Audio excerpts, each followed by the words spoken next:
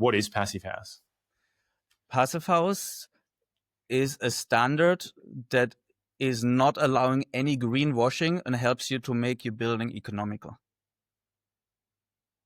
So not allowing any greenwashing and makes your building economical. Okay, I like that. Good answer. Yeah. Why then? Why is it so critical in Australia, in the Australian context?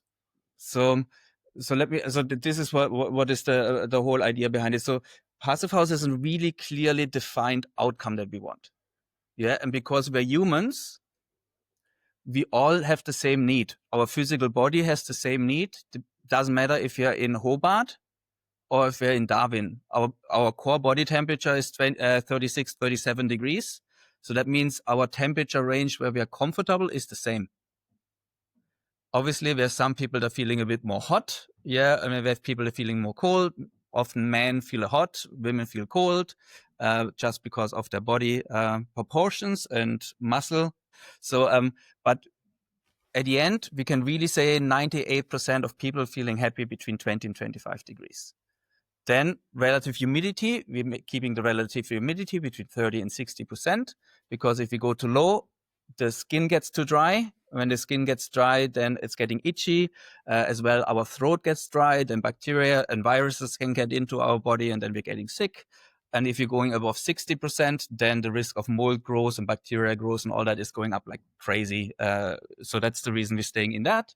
And then we're having 24/7 fresh air to the building, keeping the CO2 level low, but as well all the other off-gassing toxins. So this is like based purely on science of research over 100 years of what is out there that we know. So this is like that outcome that is defined in Passivhaus.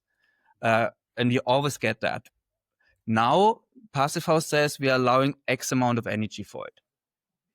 Yeah, and that's not a standard saying this is my outcome I wanna get, and this is what I allow you to do. And this amount of energy, if you break it down, if you're using a heat pump, then it's 1 liter of petrol per square meter for cooling and heating combined. 1 liter of petrol over a year. So if you have a 200 square meter house, that's 200 liters of petrol for running the house for the whole year for heating and cooling. That's going Using to a heat pump. With a heat pump. Using a heat pump. Yeah. Using a heat pump. So like a split system is like a heat pump.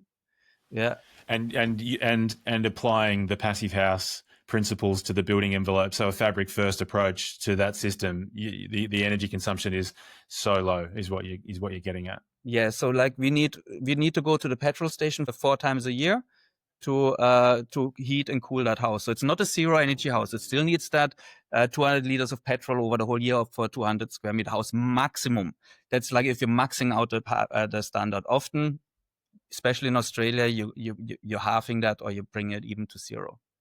Yeah. And then depending on that, we know that's the outcome. That's the energy we're allowed to use. And now this is then defining our requirements for the building.